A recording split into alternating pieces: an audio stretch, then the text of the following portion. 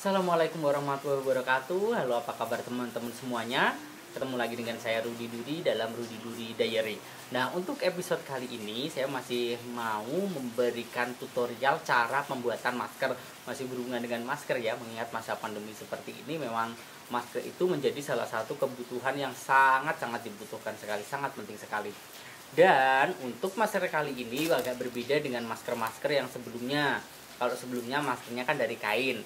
Nah, untuk kali ini kita membuat masker yang dia transparan. Tujuannya untuk apa? Tujuannya untuk biasanya masker ini saya buat untuk calon pengantin ataupun pengantin ya.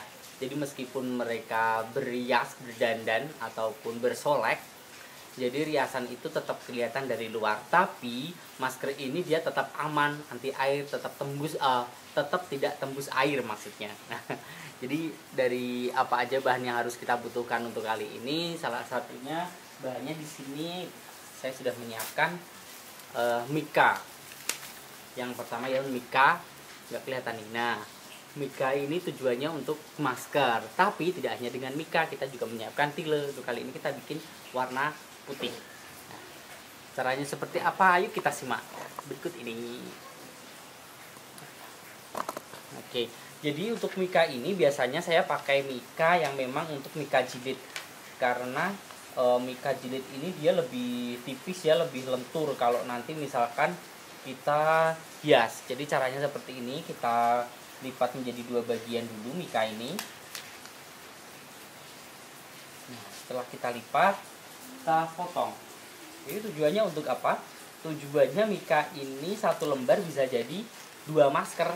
Nah, jadi teman-teman kalaupun misalkan mau pakai mika yang apa kayak perlak itu ya, untuk yang biasanya tersedia di toko bahan kue ataupun apa yang lebih tebal ataupun itu juga sebenarnya bisa. Cuman kalau untuk saya pribadi kalau memakai yang bahan itu dia lebih terlalu tebal, lebih kesusahan nanti kalau pas mayatnya. Jadi saya memilih memakai mika jilid kertas ini ya. Nah, setelah kita lipat menjadi dua bagian, selanjutnya bagian ujung kita potong lengkung. Jadi bentuknya hampir mirip dengan huruf U. Nah, kayak gini. Setelah mikanya sudah terpotong, kemudian kita memotong tilenya.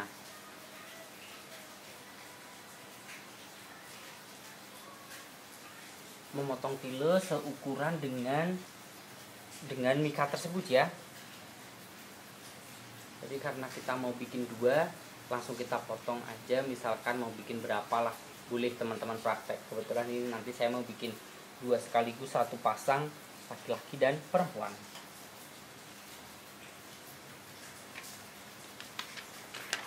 Kita potong dengan ukuran sama persis dengan mikanya. Kita tumpuk aja mikanya di atas tile ini ya. Tapi nggak begitu kelihatan karena warnanya juga putih. Tapi teman-teman aku yakin pasti memahaminya.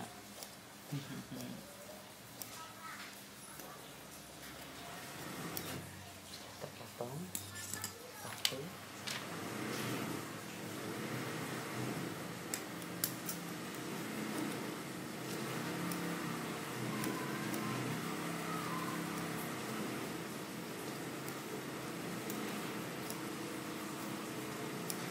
Nah, sudah terpotong dua tile ya. Tile ini dia dua lembar karena untuk bagian depan dan belakang.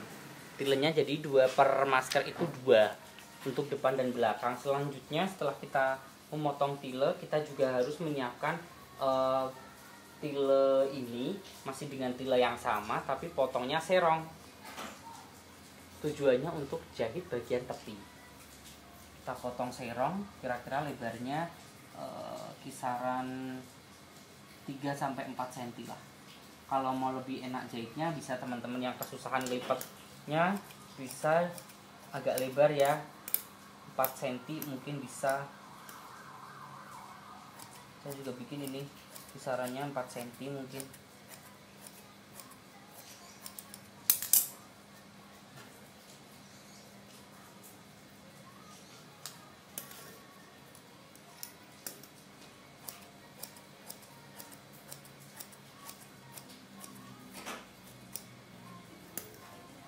Nah, kita memasuki proses menjahit masker ya. Jadi untuk langkah awal yang kita jahit itu adalah kita bersihkan dulu mikanya, karena dia ini ada beberapa kotoran ya, debu ataupun benang yang menempel di mika, jadi nanti biar dia tidak terjebak di dalam masker. Nah, sudah kita tata, posisikan mika itu di antara tile, 2 tile ya.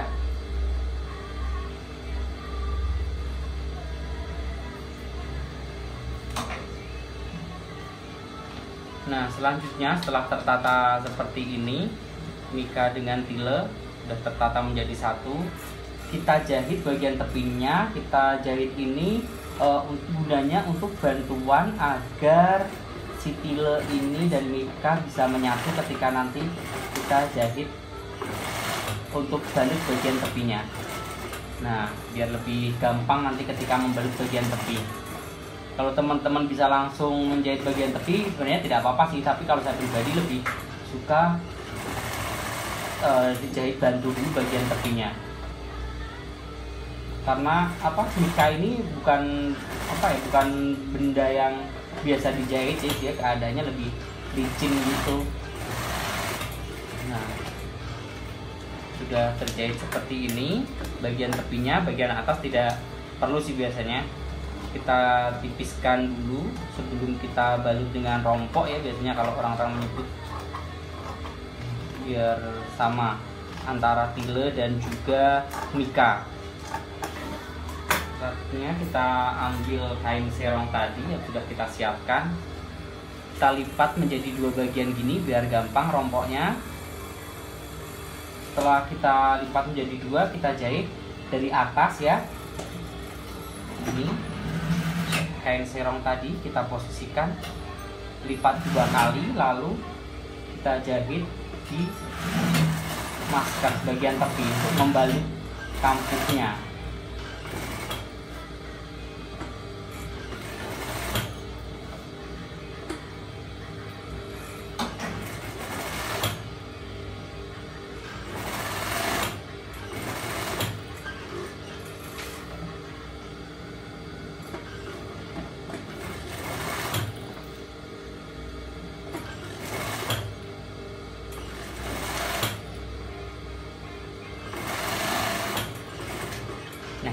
Setelah kita jahit sampai di bagian ujung, kita potong. Di bagian tepi kita rapikan lagi, kita samakan panjang kampuhnya, kisaran mungkin tidak sampai setengah senti ya. Ini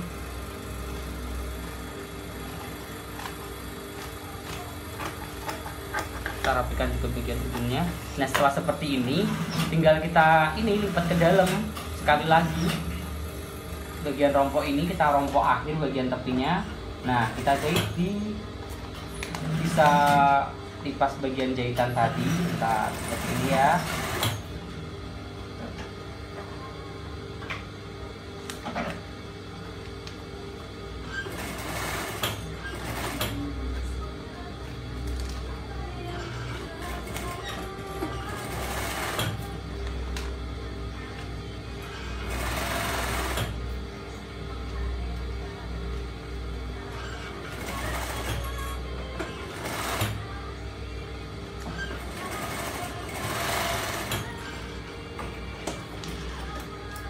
Nah, seperti ini bagian tepinya.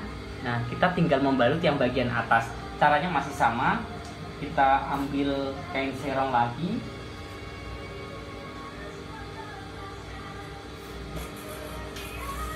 Kita jahit di bagian tepi.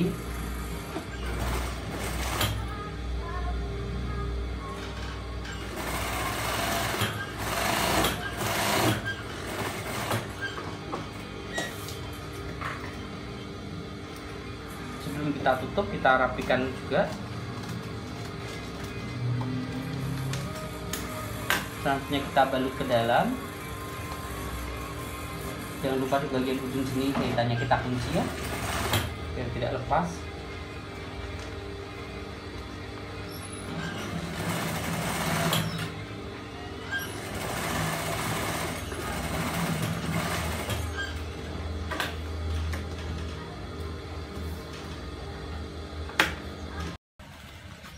setelah semuanya proses menjahit selesai, penampakan seperti ini tadi ya, lanjut kita ke tahap menghias. Nah, di sini saya sudah menyiapkan mutiara nih, parel ataupun mutiara ya biasanya disebut ya, mutiara. Lalu juga ada lidi. Di sini sudah bercampur dengan lidi silver ya. Di sini saya mencampurkan lidi dan juga mutiara. Dan juga ini hiasan bunga-bunga, jadi teman-teman nanti bisa ditempel di bagian ini, di bagian masker.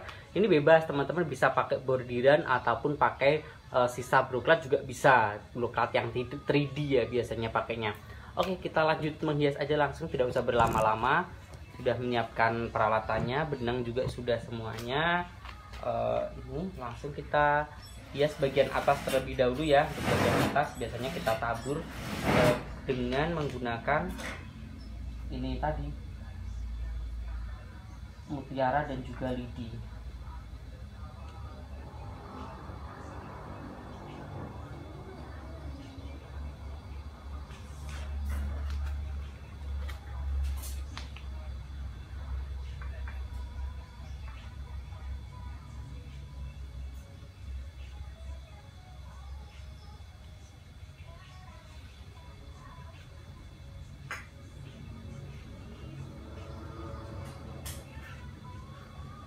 Benangnya usahakan kalau memasang motif-motif gini pakai benang double ya, biar lebih kuat. Nah, disinilah perbedaannya kalau kita menggunakan mika yang memang lebih tebal, yang mika makan ataupun mika yang biasanya dipakai di warung-warung ataupun tempat apa ya, kayak teller-teller segala rupa. Sekarang tempat kasir itu kan juga pakai mika. Nah, kalau mika yang itu biasanya terlalu tebal, untuk menghiasnya gini terlalu keras.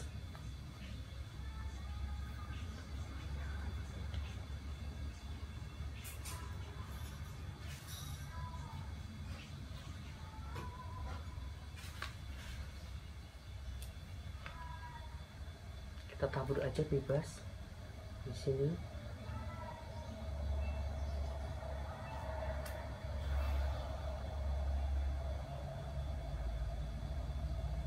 Sesuai selera teman-teman sih sebenarnya. Kalau saya pribadi lebih suka menabur di bagian atas sini, biar wajahnya nanti tidak di bagian wajah ataupun di bagian apa, riasan seperti kayak mulut itu tidak tertutup oleh hiasan. Jadi biasanya saya mengambil hiasan itu, ngambilnya di bagian tepi.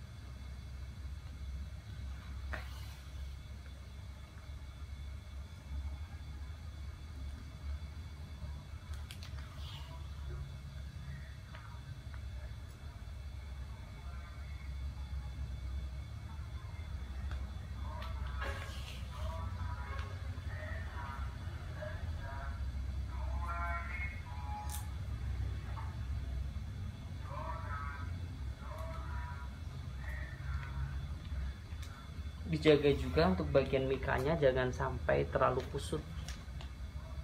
Nah, jadi teman-teman, beginilah penampakan hasil dari masker transparan kita yang kita bikin hari ini ya. Nah, ini untuk hiasan atas detailnya lebih dekat seperti ini. Nah, jadi ini tetap aman, tetap sesuai kesehatan, tidak akan menularkan virus ataupun ketularan virus, ataupun virusnya meresap sampai ke dalam, tidak akan masuk juga ke dalam mulut ataupun hidung kita ya. Seperti ini maskernya, masker cantik. Dan ini untuk yang cowok polos seperti ini. Jadilah satu pasang masker mika, masker transparan. Pakai tetap transparan, make up tetap kelihatan ya jadi ya.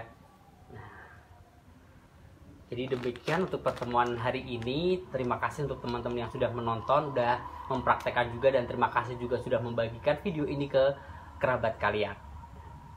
Jangan lupa tetap subscribe dan juga nyalakan tombol notifikasi untuk pemberitahuan video-video terbaru selanjutnya. Terima kasih, sampai ketemu lagi di Rudy Duri Diary.